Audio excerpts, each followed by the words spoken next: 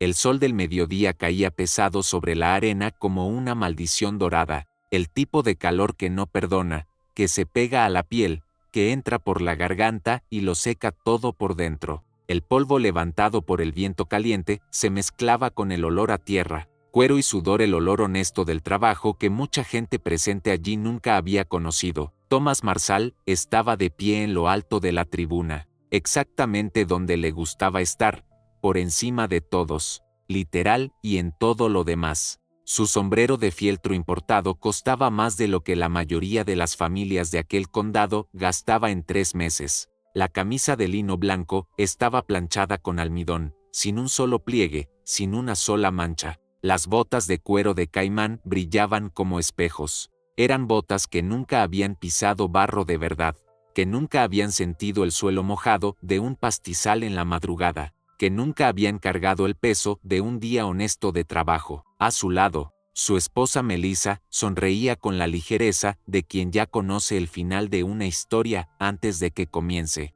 Las joyas pesaban en su cuello como trofeos, diamantes tallados, pulseras de oro grueso, aretes que se balanceaban suavemente cuando movía la cabeza con ese aire de superioridad cultivado a lo largo de años de dinero fácil y malas compañías. Para ella, aquella tarde era entretenimiento, un espectáculo gentilmente servido para acompañar el champán. Los invitados de Marshall formaban un círculo de arrogancia silenciosa. Eran hombres y mujeres acostumbrados a mandar sin nunca tener que hacer, acostumbrados a firmar documentos sin necesitar entender lo que hay detrás de ellos. Sombreros caros inclinados en el ángulo correcto, sonrisas calculadas, comentarios en voz baja intercambiados entre sí como secretos que todos ya conocen. Nadie allí tenía callos en las manos. Nadie allí se había levantado antes del sol para cuidar animales, reparar cercas, cargar fardos. Eran personas que confundían la posesión con el valor,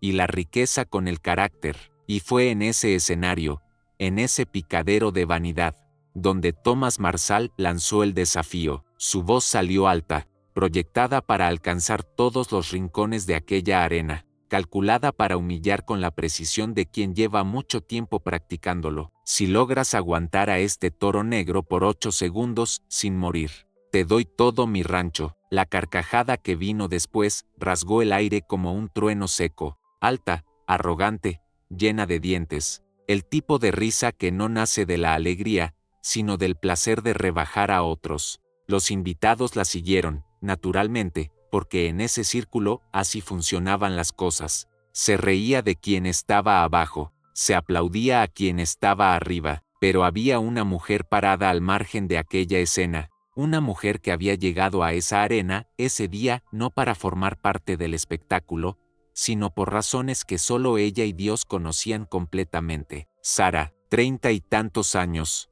hija de peón, nieta de peón, criada entre polvo y oración. Su sombrero era sencillo, su ropa era de trabajo, sus manos tenían marcas que contaban una historia diferente a las manos de Marshall. Eran manos que conocían la cuerda, la silla, el cuero, el sudor de la madrugada. Manos que habían aprendido, desde temprano, que la fe y el esfuerzo no se separan. Alguien a su lado le susurró algo. Ella no respondió. Estaba mirando el corral. Dentro del corral, el toro negro hacía temblar la tierra con cada golpe de casco. Bufaba con violencia, escupiendo vapor por los hollares como un horno vivo. Giraba la cabeza con odio puro, los ojos rojos de adrenalina e instinto. Los músculos saltaban bajo la piel oscura como cables de acero a punto de reventar. 4 hombres intentaban sujetarlo con cuerdas gruesas. Resbalaban, eran jalados, eran arrastrados por el suelo como si no pesaran nada. El pánico estaba estampado en sus rostros con una claridad que no necesitaba palabras. Esa fiera no quería solo pelear, quería destruir. Marshall observaba todo con los brazos cruzados, saboreando cada segundo de aquel espectáculo con la calma de quien está absolutamente seguro de su propia posición. Entonces, volvió la mirada hacia Sara, y fue ahí donde el desdén encontró las palabras. Querida, ¿sabes lo que es un contrato? Probablemente ni sabes leer tu propio nombre. Esto aquí es espectáculo, no es caridad. Las risas volvieron. más altas esta vez. Melissa cerró los ojos de satisfacción, como si esas palabras fueran música. El aire se volvió pesado, denso, del tipo que ahoga y avergüenza al mismo tiempo. La humillación era el plato principal de ese día. Todo el mundo presente lo entendía. Entonces, la voz de Sara cortó el espacio. Lo acepto. 2 palabras, nada más, pero cargadas de una firmeza que no necesitaba volumen para ser escuchada. No temblaron, no pidieron permiso, no se disculparon por existir. Eran palabras de alguien que había rezado antes de abrir la boca. La risa murió en ese instante. Fue como si alguien hubiera cortado el sonido de aquella escena de repente. Algunos invitados tragaron saliva, otros desviaron la mirada. Un grupo de hombres intercambió miradas incómodas. El viento pareció detenerse. Hasta el toro, dentro del corral, pareció vacilar por un instante como si incluso él hubiera sentido que algo había cambiado en el aire. Marsal parpadeó. Por primera vez en muchos años, estaba sin la respuesta lista. Sara caminó hacia el corral con pasos lentos y seguros. La cabeza erguida, la mirada firme, la postura de quien sabe exactamente quién es y de dónde viene. No había prisa en esa caminata, no había miedo visible, había algo que los de afuera podrían confundir con frialdad. Pero quien ya conoce el terreno de la fe sabe que era otra cosa. Era entrega, era la tranquilidad de quien puso ese momento en manos de algo más grande que sí mismo. Cuando llegó a la cerca, subió con un movimiento familiar, como quien lo ha hecho 1000 veces. Se quedó allí por un segundo, equilibrada sobre la madera, y cerró los ojos. Respiró profundo una vez, solo una. Los labios se movieron en silencio, quizás una palabra, quizás un nombre, quizás solo un soplo de gratitud adelantado, ofrecido antes incluso del resultado. Después abrió los ojos, y en un único movimiento limpio, decidido, sin hesitación y sin vuelta atrás, montó el toro negro. La arena entera contuvo la respiración. El portón se abrió. Lo que vino después fue una explosión de fuerza y furia que hizo gemir la tierra. El toro saltó fuera del corral como un trueno con patas. Giró en el aire con una velocidad que parecía imposible para un animal de ese tamaño.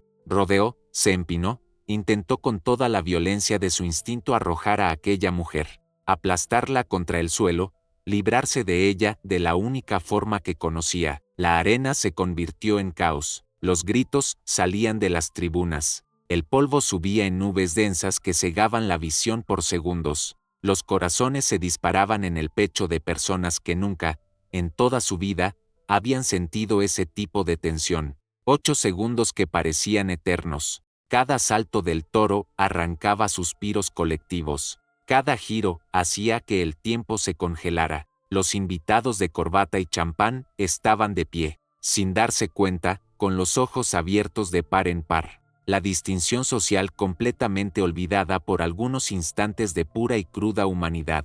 Y Sara no peleaba contra esa fuerza, no intentaba dominarla por la violencia. Hacía algo que solo quien creció en ese mundo entiende completamente: bailaba sobre la furia. Leía el ritmo del toro con el cuerpo, no con la cabeza. Se movía en el intervalo entre un giro y otro. Encontraba el equilibrio donde nadie esperaba que hubiera equilibrio, y permanecía. Permanecía porque había algo en ella que el toro no podía alcanzar, una paz que venía de adentro, que había sido construida no en arenas, sino en noches de rodillas en el suelo. Cuando el cronómetro llegó a 0, el silencio cayó sobre la arena como una sentencia, pesado, absoluto, irreversible. Sara bajó del toro. El pecho subía y bajaba, el sudor corría por su rostro, el polvo estaba en todo, en el cabello, en la ropa, en la piel, pero los ojos eran los mismos del principio, firmes, claros, la fe intacta. Nadie aplaudió, no de inmediato. Era como si toda la platea necesitara un momento para entender lo que los ojos acababan de ver, para procesar que aquello había ocurrido de verdad. Thomas Marsal estaba pálido. La sonrisa había desaparecido con una completitud que parecía definitiva, como si nunca hubiera existido. El orgullo, ese orgullo cuidadosamente cultivado a lo largo de décadas de dinero y poder, se había roto en público, frente a todos sus invitados, ante su esposa. ante todos los que había reunido allí para presenciar una humillación que se había vuelto contra él. Melissa ya no sonreía, las joyas seguían pesadas en su cuello, pero parecían haber perdido el brillo. Sara caminó hasta Marsal con esa misma calma de antes. Llegó a su altura, lo miró a los ojos y le extendió la mano con una sencillez que tenía más dignidad que cualquier discurso. Firme los papeles, señor Marsal. Palabra dada es palabra cumplida. No había triunfo en su voz, no había venganza, no había necesidad de restregárselo a nadie. Era simplemente la constatación de un hecho, dicha por alguien que había aprendido desde temprano que el carácter se mide no en el momento de la victoria, sino en la manera en que se la recibe. Marsal miró la mano extendida por un largo segundo. Luego, sin decir una palabra, se volvió hacia uno de sus asesores. Los papeles fueron firmados esa tarde. Ese día, no fue solo un toro el que cayó en aquella arena, cayó la arrogancia de quien cree que el dinero da el derecho de rebajar a otros. Cayó la soberbia de quien confunde la posición con el valor. Cayó la ilusión de que la risa de muchos es capaz de apagar la llama de quien carga fe de verdad. Porque cuando Dios decide exaltar a alguien, no es el ruido del mundo lo que lo va a impedir. No es la risa de los de arriba, no es el desdén de los que nunca sudaron, no es la humillación fabricada por quienes le temen a los de abajo porque, en el fondo, saben que la verdadera grandeza no necesita escenario. Sara no salió de aquella arena como ganadora de una apuesta, salió de allí como alguien que había confirmado, una vez más, una verdad que ya cargaba dentro del pecho desde hace mucho tiempo, que Dios no falla, nunca,